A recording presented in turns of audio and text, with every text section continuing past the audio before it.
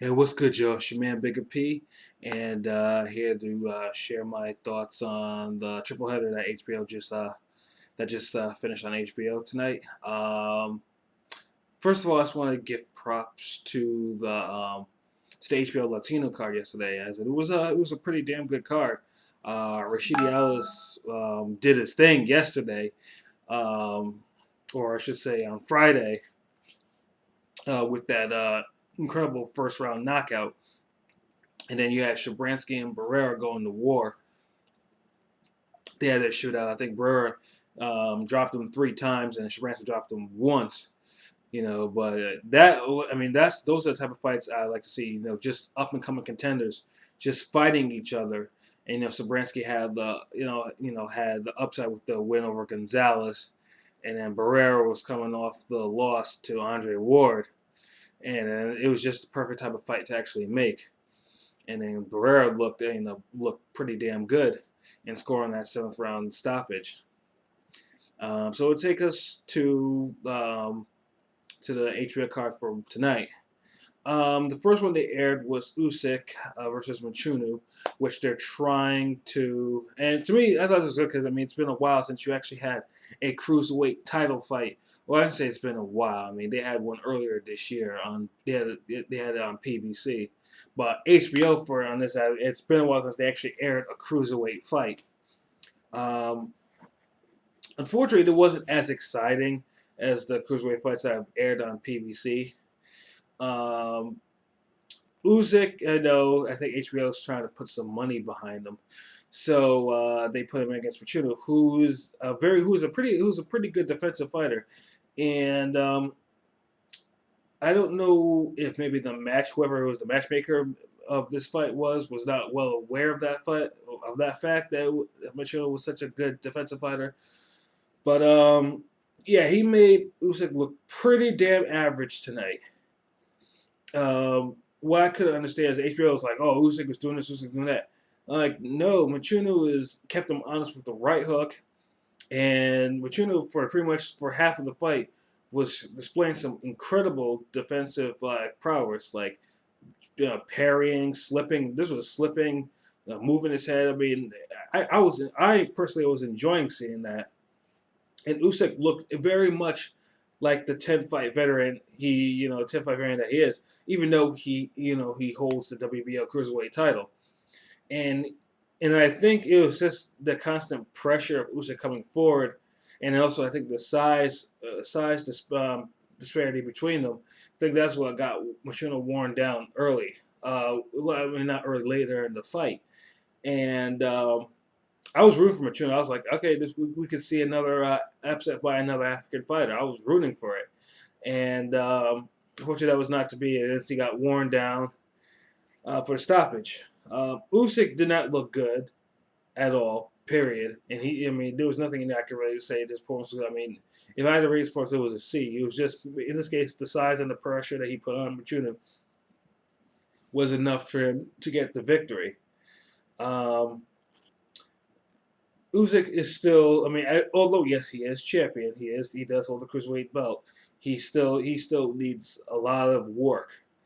Um, because, like I said, he was looking completely foolish, for like pretty much half of the fight. So the next fight was Jojo Diaz versus Garcia, and that was an entertaining fight. A couple things I took away from there is Jojo. Clearly, it's good that he was really willing to fight because Garcia came to fight. Um, I thought, he was, for much of the fight, he was putting a lot of pressure on him. He was going to the body. And then JoJo himself, like the straight lefts, couldn't miss. The only thing is, JoJo doesn't have that game changing type of power. And also, I saw that he didn't move his head as much, and his upper body movement is not really there just yet. But like I said, he's still starting out there. And even though he was getting caught with some unnecessary punches that I didn't think he should have got caught with, he did a number on Garcia's face. It was like pretty much by the end of the fight, it was swollen, and like I said, he won the proper decision. So kudos to him. He's still some fights away from actually challenging for for a belt. I don't think if he goes after like someone like Valdez, he's not ready for someone like that. Or Gary Russell or any of those fighters. I don't think he's ready for a title shot just yet. He still needs to. I'd say maybe a couple more fights, and maybe we could probably start talking about title shots. So yeah, which brings us to the main event, which is Bernard Hopkins in his farewell fight against Joe Smith Jr. Now, when this fight was announced, I was I was a little bit dreading the fight because I would have thought that B Hop would have actually picked the cherry, and it would have been perfect for him to actually pick somebody not as dangerous as Joe Smith, who we last saw on PBC knock it far out within one round, violently.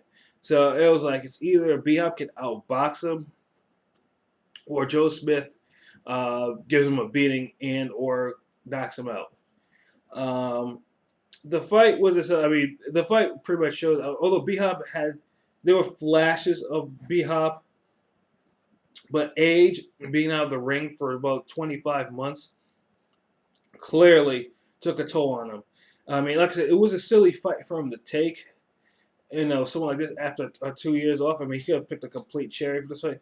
And pretty much Joe was winning that fight to be complete. I mean, I think maybe gave like B Hop one round. And then the sudden ending in the 9th round, I honestly was like, whoa, are you kidding me? And it all started too. It was like he got him with the left hook and then hit him with the right hand, and then the Rogers had B Hop out on his feet, and that's what got him out of the ring. It wasn't a push out of the ring. It was the punches, especially the final left hook that sent him out of the ring and onto the floor head first. I hated to see that. I was just like, man, that's a 51-year-old man taking a dive, taking a very dangerous dive to the arena floor, head first. And then and to me, the referee should have just stopped the fight immediately. I mean, that should have been it. Like, I mean, just like when the the referee didn't stop the fight immediately when Rockman went out of the ring against Maskayev. He gave the 20 count. But in this particular case, when B Hop went out of the ring, there were people helping him up, and I'm like, the ref is issuing the 20 count. He didn't stop the fight. So technically, the fight should have ended in a disqualification, which would have still been a loss for B Hop, but at least it probably would have kept the KO off his record. So I guess they ignored that. But yeah, you take a fall like that back in the ring, and B Hop said it was, he was limping, trying to say it was an ankle, but I was like, you went head first, bro. You did not go out. You didn't land on your ankle at all. That was the one thing that I'm sure that didn't touch the floor in a violent fashion. So yeah, you hated to see that. I really hated to see it. I didn't want to see that happen to Bernard Hopkins. But that's how it goes in boxing, man. That's how it goes, man. You leave on your own accord, or someone will make you leave. And Joe Smith, again, showed the power, the youth, and the power was just way too much for him. And he did what he had to do. So my hat's off to Joe, man. And because I know this has been a big year for him boxing-wise. And I'm pretty sure probably 2017, he's probably going to be rushed. HBO's probably going to throw money at him and put him in some sort of big fight at light heavyweight. And then B Hop the interview, he was in complete denial that he got knocked out. I hope someone seriously sits him down, lets him see the footage, see that he was out on his feet before he got sent out of the ring, and tell him that he does not need to go back in the ring to try to avenge this. So I know B Hop does not want to go out a loser, but this is clearly the end of the line for Bernard Hopkins. I want hopefully someone actually tests him down and says that is the case. So like I said, I hated to see that, but that's the way boxing goes. So yep. So overall, I was entertained by tonight's card for the most part, and then the card from the day before that. So and I know it's probably the last big card of the year to like 2017. So yep, probably the next video I make will probably be 2017. So yeah, it's been an interesting year for boxing for sure. I will wish whoever watches, wish you guys happy holidays and happy New Year's in advance. So peace.